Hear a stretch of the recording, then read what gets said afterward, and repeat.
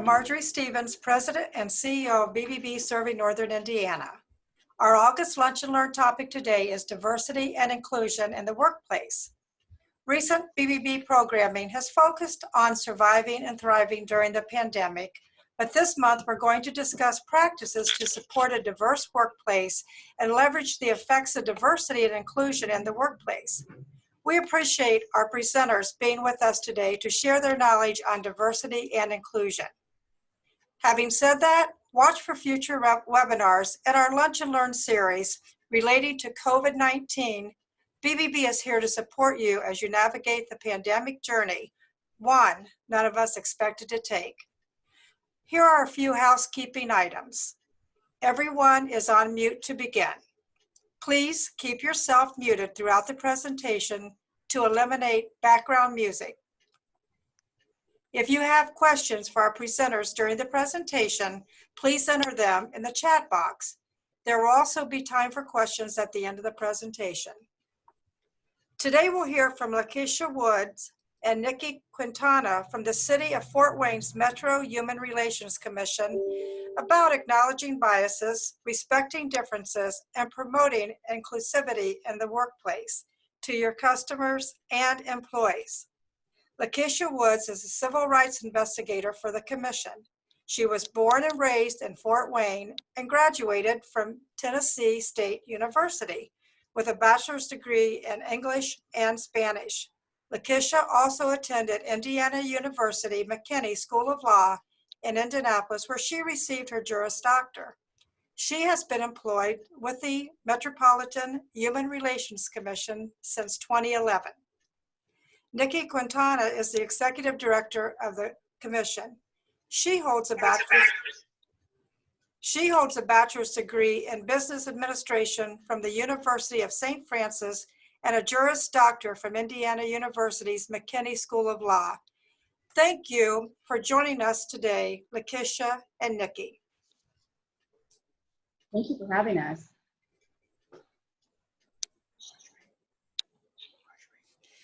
Well, I'm sorry. So today, just to give you a little background about what we're going to cover, I'm happy to be here this morning. We're going to cover who is Metro, what we do in the city, what is discrimination, what is diversity and inclusion, why diversity and inclusion are important, and what do we as individuals bring to the workplace. Then we'll go into what implicit biases are, stereotypes, and microaggressions. And then ultimately want to leave you with some strategies on how you can become, as an organization or as a person, more diverse and inclusive. So you'll see me and Lakisha going back and forth a little bit as she's assisting me. So I'll let Lakisha take it away. Okay. Well, our mission is to enforce civil rights laws and empower the citizens of Fort Wayne through education on diversity and discrimination issues. And as you can see, it's a two-pronged approach. We have the enforcement side and the education side. As far as the enforcement side, I don't know if any of you may have had any interactions with us as far as someone filing a complaint. And we've come out and conducted an investigation, or you might have just heard of us in the community. But what we do is we enforce anti-discrimination laws. And then the education side is pretty much what we're doing now. We go out into the community, we conduct outreach, we do trainings, and this is kind of new to me. Nikki has done it, but the webinar due to the COVID. So this is my first time doing this through the webinar, but that's pretty much what we do as far as the education portion. Okay, who is Metro? We are the local civil rights agency here in Fort Wayne, Indiana, and what we do is investigate allegations of discrimination. So like I said, we enforce anti-discrimination laws. We take charges of discrimination from the complainant. That's what we call the person who files the complaint or file their charge of discrimination. And there's 4 areas. There's schooling, employment, housing, and public accommodation. And we also engage in mediations, and sometimes complainants and respondents want to mediate, so we don't go through the entire investigation, but we will conduct mediations. And I'd also add that we're neutral fact finders. We don't represent the complainant or the respondent. The respondent is the person who the complaint is filed against. We're neutral, so we don't represent either person.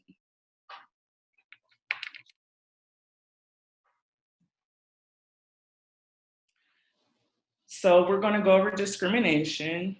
And discrimination is defined as differentiating and drawing distinctions between things, people, ideas based on some type of criteria.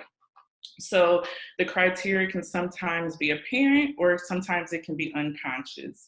And normally when we are conducting trainings, it's in a room and we'll ask people, do you discriminate? 9 times out of 10 people are scared to raise their hand, but the truth is we all discriminate. It only becomes illegal when it's based on a protected class, and we'll go over those in a second. Right here, we have sex, color, race, national origin, age, and that's 40 and above. You have to be 40 and above to file on age. Religion, disability, and retaliation. As I stated, we do go over housing. We do investigate housing, and in housing, familial status is included.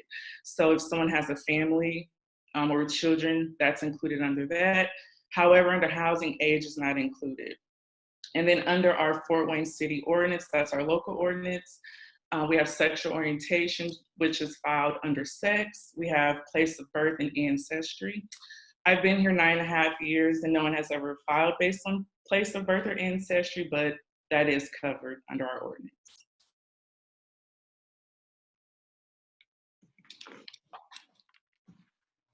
So Lakisha gave you a good overview of kind of who Metro is and what we do in the city. Like she stated, as a civil rights agency, we do enforcement and education. Generally, a lot of businesses, even though we've been around for over 50 years, we run into people and businesses that have never heard of us.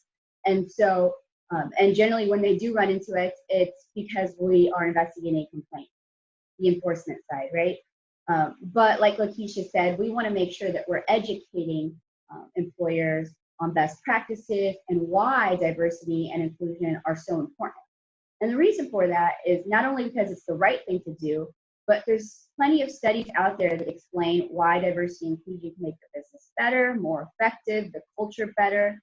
And it will also make sure that you don't have, usually it will protect you from having issues where someone's filing a complaint at Metro. Unfortunately, we see a lot of issues come up due to inappropriate comments happening in the workplace, inappropriate behavior or touching, what we call harassment. And quite a few of our cases are harassment. And a lot of that we realize has to do with a lack of education, a lack of policy within organization. And so we see firsthand the importance of diversity and inclusion, how that relates to discrimination. And so we're not really going to be talking about, per se, discrimination today, but we see there is going to be a connection there with some of the cases that do come in front of us at Metro. But today, like Lakisha said, we are educating, and we're hopefully going to leave you with a really nice broad overview of why diversity and inclusion, are important, and give you like a diversity inclusion 101. And then from here, we said this is kind of the tip of the iceberg. You'll be able to take this information, and we can always do additional training, or you may realize that this will hopefully open your conversation with employees in the workplace.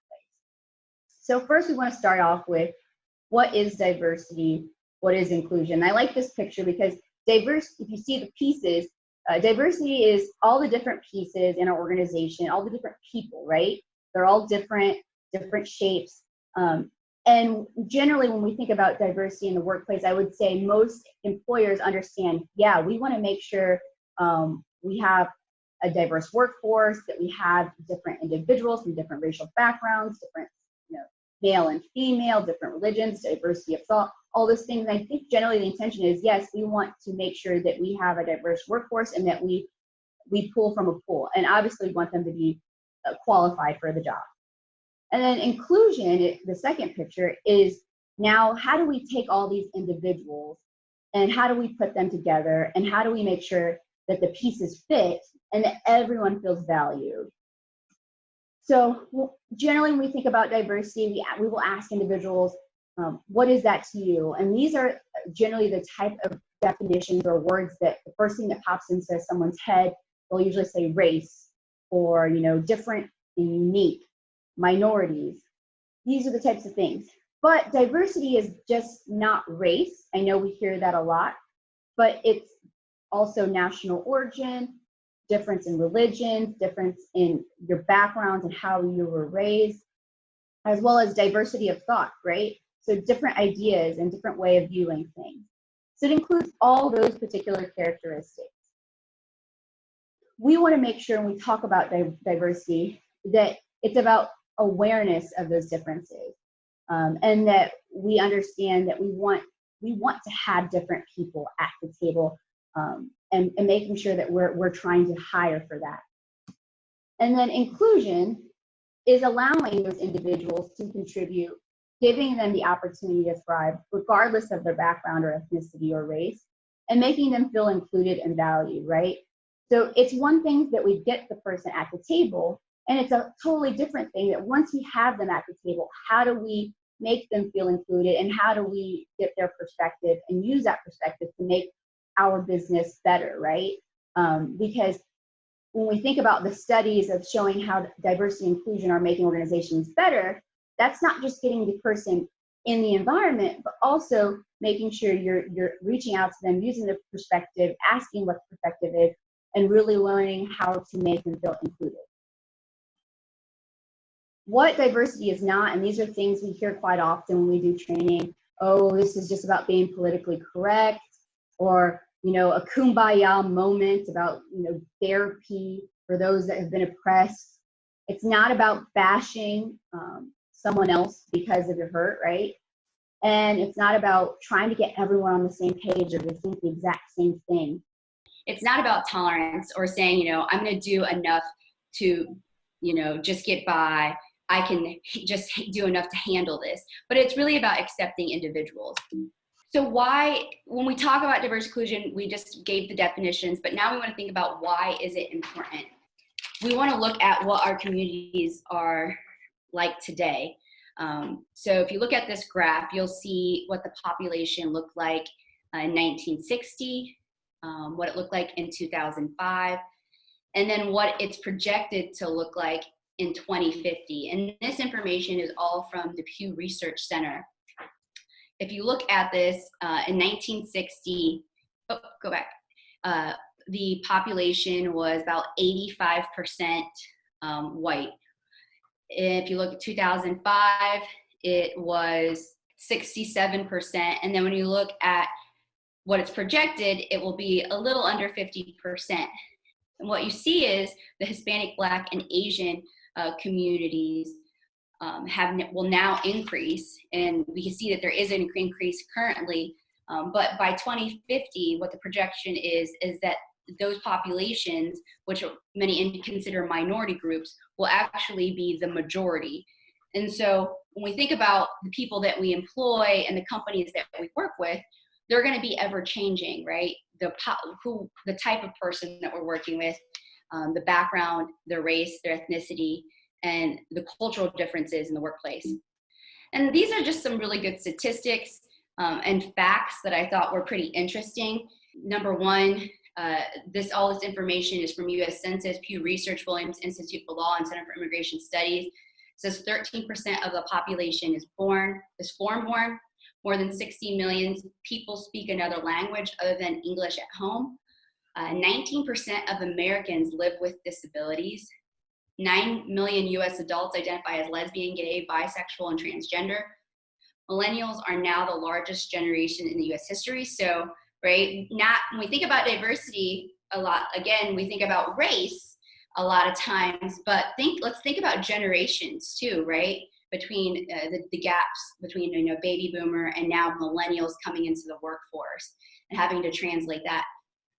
Also, among U.S. adults, the religiously unaffiliated are increasing from 16.1% in 2007 to 22.8% in 2014. And then we explained the projection in 2050, Latinos will be about 30% of the US population. And then this last one, at the time, I thought this was fairly shocking to me when I first got this information. It says 57% of Americans feel race relations in the US are generally bad. When going through these statistics, are any of these surprising? And you can feel free to put those in the chat box if you think any of those are surprising. Like I said, when I originally looked at those statistics, I was honestly shocked, and I work at a civil rights agency, to think at the time, this was not within the year, but to think 57% feel there's a problem with race relations. I can tell you now, I don't think it's as shocking in the current environment, and I might even think that maybe it's even larger than that currently. So again, having these discussions is extremely important. So that's kind of the broad data for the country. But then this is the city of Fort Wayne data, which I thought was pretty interesting. We have over 260,000 citizens here in Fort Wayne. Gender, I don't know why, but I thought, oh, maybe the male population was bigger, but there's more females in the city of Fort Wayne. With race, 68% white, Black alone 16%, Hispanic 9.5%, and then Asian 4.5%.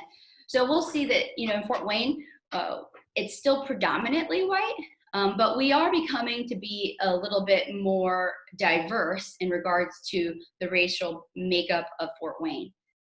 And I know in one of the comments, it said, very surprised with the number, that number with a disability in the US. Yes, that is. And that's another piece of that diversity, talking about how we can accommodate individuals as well, and making sure our policies accommodate individuals with disabilities. So more information about City of Fort Wayne. There are currently 12,183 foreign-born residents.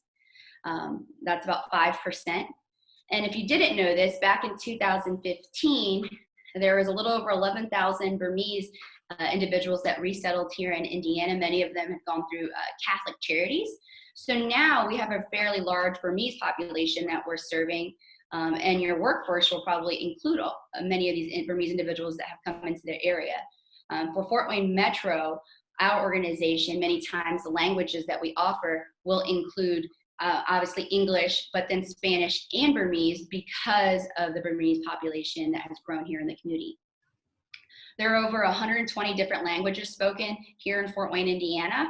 And I believe Southside High School, they were like the most diverse, or the school with the most different languages spoken in the country at one point.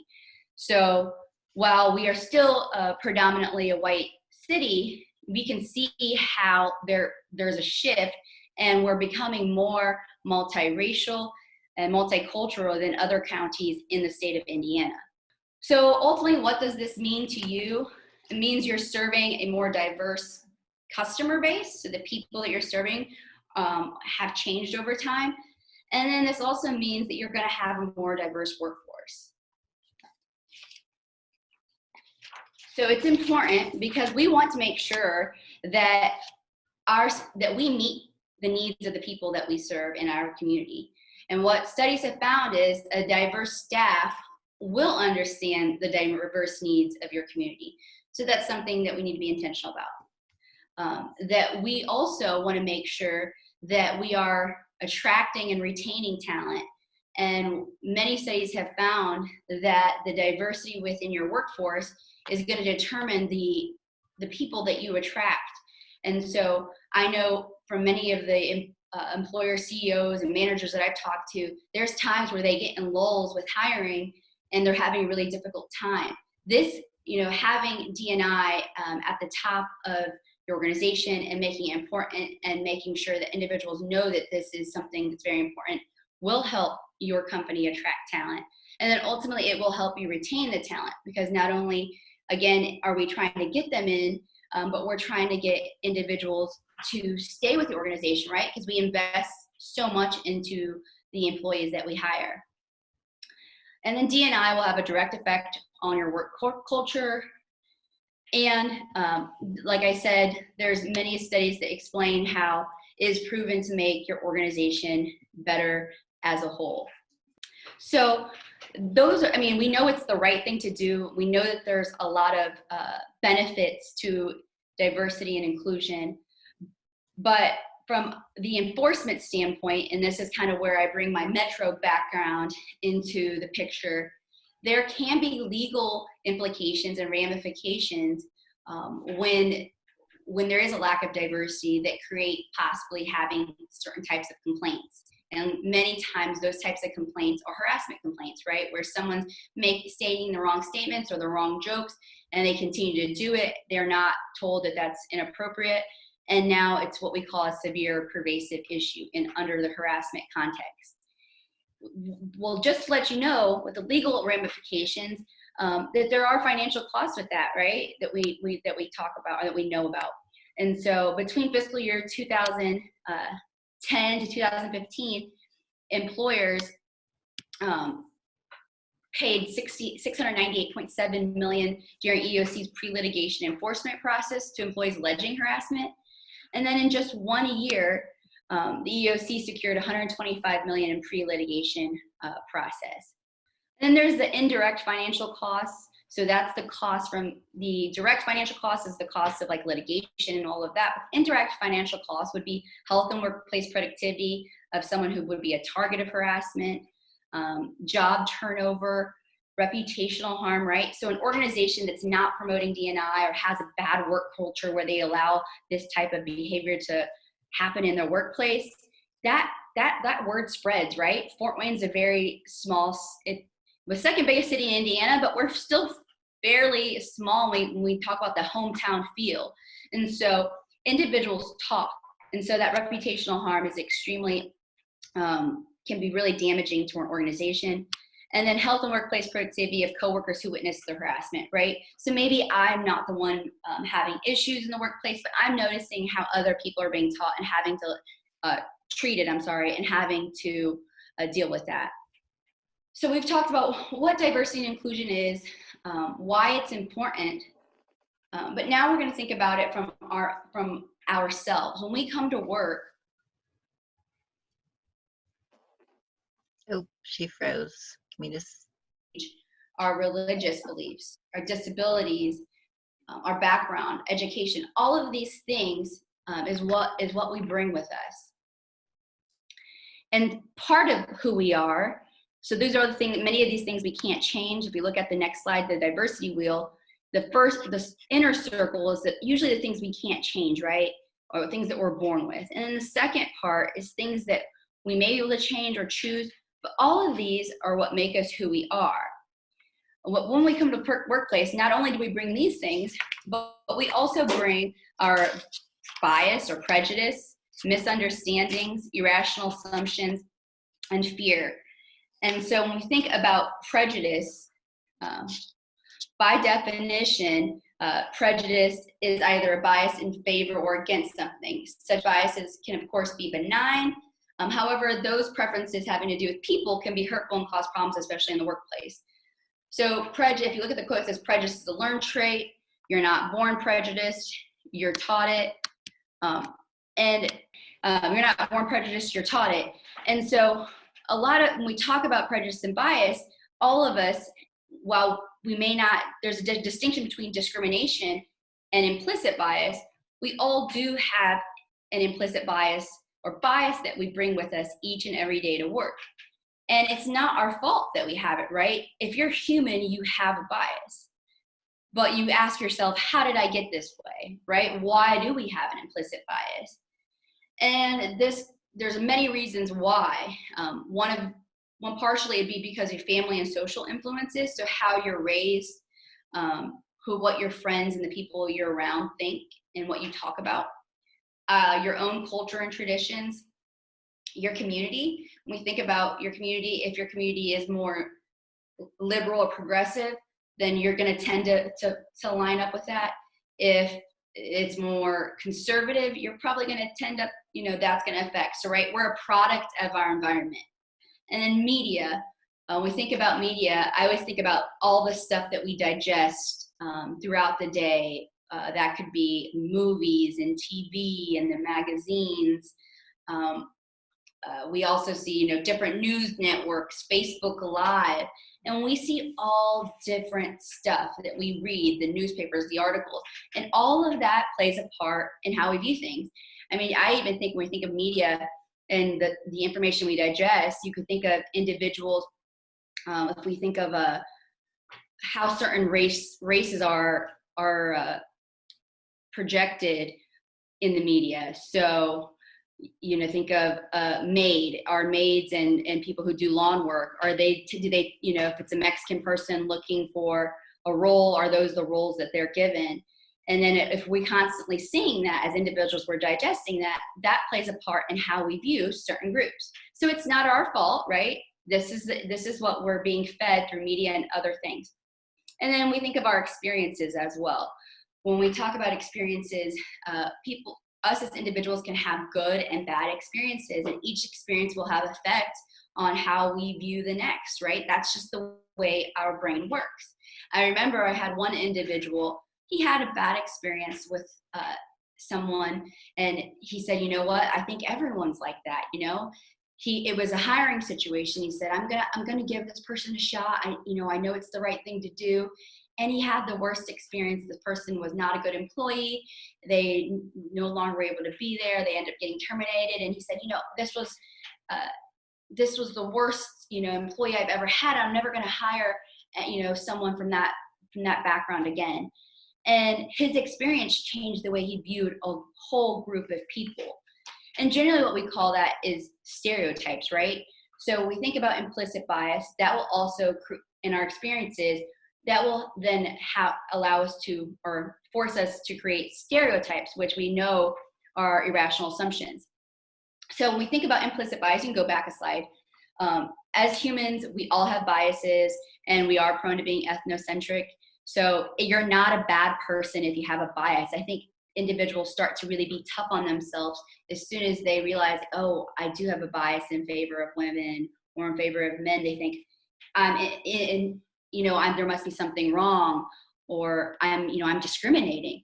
But no, everyone has a bias. And there's been over 1,000 studies in the past 10 years alone that have conclusively shown if you're human, you have a bias, right? So sometimes I'll go into a training room and I'll ask, individuals who in here believes they have a bias. And there will always be one or two individuals that say, no, I don't have a bias. I don't see color. I don't even see that. Like, that's not how I view things. But what we all realize is that we all do see color. We all can tell when someone's a different sex. We can naturally see those things, right? So that does play a part in how we view things. So the actual definition of implicit bias is our brain's automatic processing of negative stereotypes that have become embedded in our brains over time about particular groups of people, oftentimes without our conscious awareness. So many times we don't even know that we have a bias, right? If we've never checked it, no one's ever explained, hey, you said this and that was offensive because of this, and maybe we didn't even know we were saying something that was offensive. But a lot of times it's unconscious. We have no idea that we're doing it. But it's just what we've digested, our experiences, our family, all those things played a part into how we're starting to communicate and operate within our world. And I always think about it as a lens. We all have different lenses that we look through. And so that's going to affect how we perceive. That's going to affect our perspective. So now I'm going to let Lakisha go ahead and talk about stereotypes. And so we're going to do a switcheroo. Okay, so I'm going to talk about stereotypes. Stereotypes is to believe unfairly that all people or things with a particular characteristics are the same. So it's a preconceived irrational assumption about a particular group of people. Stereotypes have advantages and disadvantages. So some of the advantages are that it enables us to respond rapidly to situations because we may have had similar situations before. So a disadvantage can be, it makes us ignore differences between individuals. Therefore, we think things about people that may not be true. So it's similar to biases. Our communities, again, our family, our society, the media plays a role in our stereotypes. So for the left one, it says the chef does everything but cook. That's what wives are for. So this stereotype is suggesting that only women in the home are the cooks. And then the one on the right says, sooner or later, your wife will drive home, one of the best reasons for owning a Volkswagen. And you see the headlight missing, and it's suggesting that women can't drive. Okay, these are images that reinforce stereotypes. So on the left, it's suggesting that women are in the homes cleaning. And right here where it says young Asian nerds, this can be considered a positive stereotype, which suggesting that all Asian individuals or young individuals are good in math or that they're super smart. And although it's positive, it can have a negative effect on these individuals because they may feel pressured. And if they aren't as well in math, they may feel like, oh, I have that pressure. I'm not smart. So although it's a positive stereotype, it can have a negative effect. And then the bottom left is suggesting that all Muslims are terrorists. And the middle one is rapper 50 Cent suggesting that all rappers may be thugs or Black individuals who wear a hat or a chain. And then the bottom right is, he has this tattoo on his head. It says, get her done. So it's suggesting that he could be considered white trash.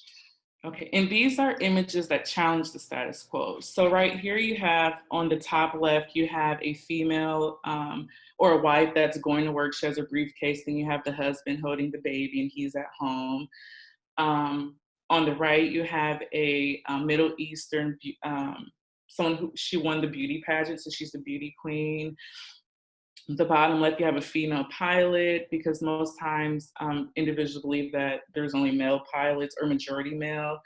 And then right here on the bottom right, you have an interracial couple with biracial children. And this brings me to, I don't know if you guys had seen the Cheerios commercial back in 2013, where it was an interracial couple. They had a biracial daughter. Mom was white, dad was Black, and the daughter, the commercial suggested that Cheerios is healthy for the heart. So while the dad was lying on the couch sleeping, the daughter poured Cheerios on his heart. She said, oh, this should help him. But it got a lot of bad backlash.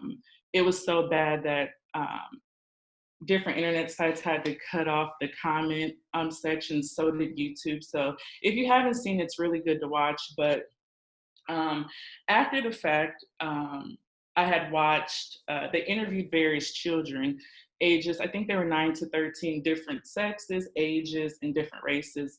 And they were asking the children, what do you see wrong with this commercial? And they're like, oh, we didn't see anything, we liked it. And so the interviewer asked them then, hey, how would you feel if people said that this isn't a good relationship? And so they were confused. They were saying, well, what's wrong with it? Why isn't it a good relationship? They were just so innocent. And so some of the comments that the kids said, they were like, oh, it's a great family. And then they had made a comment. They stated that it shouldn't matter about their color. It should matter whether they're nice or whether they're mean. And then one of the other quotes had said that one of the little kids, I think she was 8, she said, some people just fall in love with who they like. That's all that matters. So it just shows you that, as we've been saying, your community, your family can, they play a role in these stereotypes and the different prejudices, because kids, they're innocent. It's how they're molded to be, to discriminate or to not like one person because of their race or because of their gender or whatever the case may be. And then this is a stereotype as well, where it says that one of these is a convicted felon. You have the rapper Snoop on the left, you have Martha Stewart on the right, and he's not the convicted felon, it's her. So this is one of the last slides regarding stereotypes. Then Nikki's gonna hop back in and she's gonna talk about microaggressions. Yeah, that picture always gets me, because A lot of people, if they had no idea who Martha Stewart was or Snoop Dogg was, they may say, well, she just looks like she's so sweet and she's a homemaker, and because she's a white individual, it can't be her, right? And so that's why this has been used in some of the trainings that we've done, and I've even seen, because you can see where sometimes that implicit bias will lead you to believe, like, oh, it's this person, you must be convicted. So the next thing is microaggressions. And when we think about microaggressions, I'm not sure if many of you have heard of it. It's a term that's been around for some time, but it's been used a lot more recently. And so I wanted to give you guys first just a very basic definition. So microaggressions are the everyday slights, indignities, put downs, and insults that minorities experience in their day-to-day interactions with well-intentioned individuals who are unaware that they have engaged in offensive conduct, act, or made an offensive statement. And so what I take away from this definition is that it says well-intentioned individuals, right? So sometimes we as individuals, we're all being transparent. We probably said something that was offensive to someone. And maybe we've even said one of these comments, and I'm going to go through a few of these, and then I have a list of comments that you can think about and say, wow, did I ever do that? Or maybe I did say that.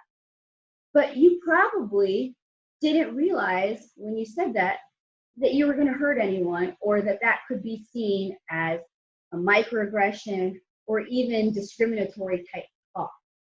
And so I'm going to show you a study, some photos from a study at Fordham University that basically goes over some examples. So what they did was they went around the campus, you go to the next slide, and they talked to individuals and said, hey, what are some microaggressions that have been said to you that made you feel really bad? And so in this one, we see an Asian individual, an Asian female, says, no, where are you really from? And so I can actually relate to this as a Latina female, born and raised here in Fort Wayne, Indiana. Someone will see me, and I've had this happen various times, where they'll say, oh, where are you from? And I'll say, I'm from Fort Wayne, Indiana. No, but really, where are you really from? And I'm like, no, Fort Wayne, Indiana, I was born and raised here. And what they're trying to get at is, well, what's your ethnicity? I can tell you're tan. I can tell you look different than me. But what they don't realize, by saying, where are you really from? Where are you from? Where are you born? I've even been asked when I was out with my son, he was like 4 at the time, and they said, do you speak English? Does he speak English? These types of comments, the message that gets across, well, maybe those individuals, and I personally wasn't thinking, oh, they're out to get me or out to hurt me. They were very well intentioned, I'm sure. But the message that they gave me was, well, maybe I'm not American, that I look different, or that I'm a foreigner, right? And that's the message that something like that would relate to someone. And that's an example of what a racial microaggression would be. We also have, why do you sound white? That's the next picture. And, I've heard that as well. And when we think about that, or why I've been told you are so articulate, we think about, okay, what are they trying to say? That people of color are generally not as intelligent as whites, that we can't be as articulate because I'm a Mexican female, or I've had someone say, you're a credit to your race. So is it unusual for someone of my race to be intelligent? Those types of things, right? Oh, Nikki, I wish there was more like you. Well, what do you mean by that, right? These are all microaggression statements. And then the last one that I have pictured, it says, what are you? And this person, she says, I'm human. Being biracial doesn't make me a what, right? I'm still human, and I'm still a human being. And so I actually have a list of different microaggressions that individuals have said over time, and this is a list that you could actually even Google a list to find what a list of microaggressions would be. But these are comments that individuals make that they don't realize what the message they may be getting across. And so a white man or a woman, so it's not always what you say, but a white man or woman clutching their purse or checking their wallet as a Black or Latino approaches or passes by. The message getting across, you are a criminal. Are you going to steal? You're poor. A comment that says, I'm not racist. I have several Black friends. Or as a woman, I know what you go through as a racial minority. And what's the message getting across there? I'm immune to racism because I have friends of color. Or your racial oppression is no different than my gender oppression. I can't be racist because I'm like you. I believe, another one, I believe the most qualified person should get the job. Everyone can succeed in society if they work hard enough. That people of color are given extra unfair benefits because of their race, or people of color are lazy or incompetent and need to work harder, right? And there's a list and list of these things. And the key is it's well-intentioned. Individuals don't know what they're saying, could be seen as a microaggression or discriminatory. But when we talk about microaggressions, what we want to do is we want to start becoming aware, right? Maybe you didn't know if I've read some of these things and say, wow, I might have said that, or I think I did say that one time. Now we want to become aware that why this would be inappropriate. So we want to change how we see things. Ultimately, stereotypes may be easier, but they don't always tell the whole story. So then how do we get better? Like I said, it starts with the awareness. Know thyself and check thyself. So here's you can follow this, you can write this down, go to the implicit, it's a Harvard test, and it's an implicit bias test, and you can take that test. So maybe you don't know where your biases lie. You've not thought about it. Well, here's a test that you can take on your own in your free time to give yourself an honest evaluation of what your attitudes and biases may be. Ultimately, when we become aware, that's when we can change our behaviors. Also, how do we get better? We build relationships and engage in the workplace. And it can even be on a personal level. So in the workplace, building relationships with all of our staff and all the employees and trying to take a step out of our comfort zone, and that can be in a personal scenario too, outside of work. Trying to talk to someone who's not like you, who may be different than you, step out of that comfort zone. Because ultimately, relationships break down stereotypes, right? When you get to know someone and you realize, oh, well, I had originally thought this, but now that we've talked, I see it differently, right? Relationships within your office will also directly impact your employee engagement.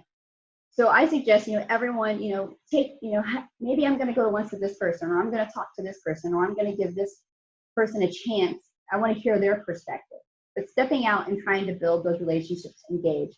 Because ultimately, quality relationships are going to equal productivity and success within your organization.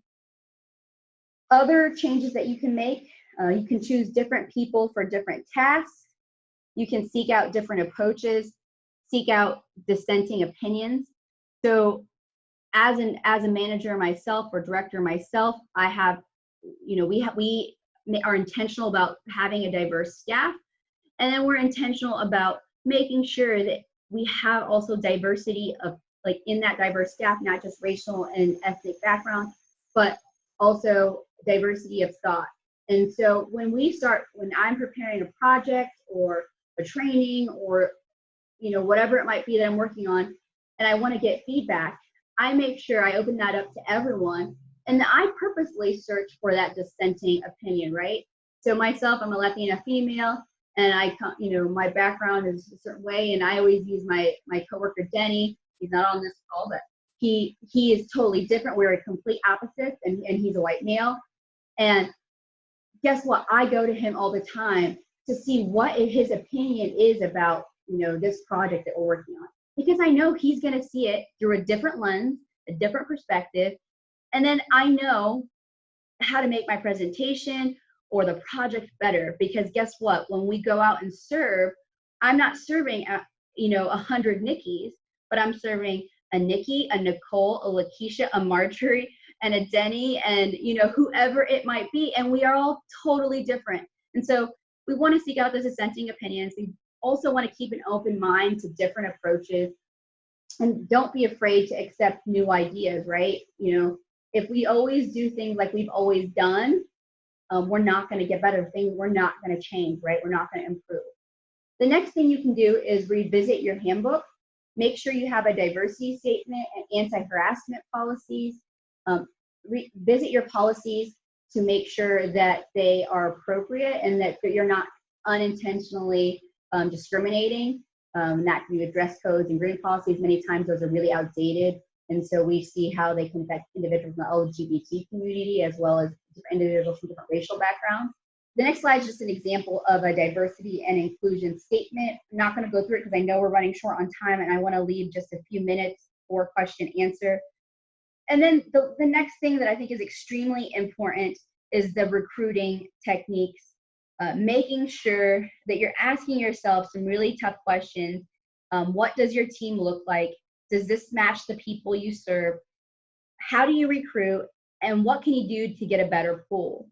The excuse that, hey, we put the position up, but we just don't get anyone that applies, and so that's why our work, you know, is pretty homogenous and everyone looks the same, or we don't have anyone that's a different race or sex in the C-suite.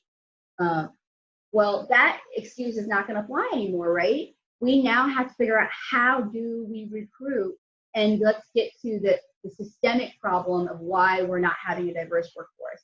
And you can look at that by using different techniques like campus recruiting strategies from diverse student backgrounds, partnering with local multicultural professional associations and student groups. That's the next slide, please. Use social media to source and market diverse talent. And then make sure where you're posting your positions will reach a diverse group of applicants. So and making sure you're posting positions and making them available for all different types of individuals. So I know different organizations are using different types of social media sites.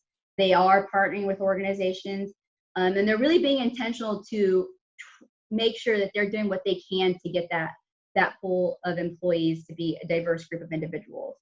Leadership must lead the efforts, have a clear and diversity vision and mission statement. So that's just a really great place to start. If you don't have one, I would say you should start looking at creating one for your organization, and that make sure that your full staff is aware of this. You know, you have a meeting particularly for this, that you use internal and external communications to demonstrate the importance of the D&I in your office, so that not only your employees know, but you know the community knows why this is so important.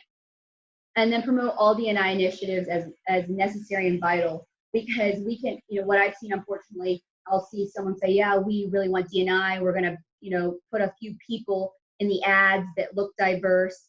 But when someone gets hired in, they come in, they're like, wait, there's not a single person of this racial background, right? So are we really promoting it internally and really following through?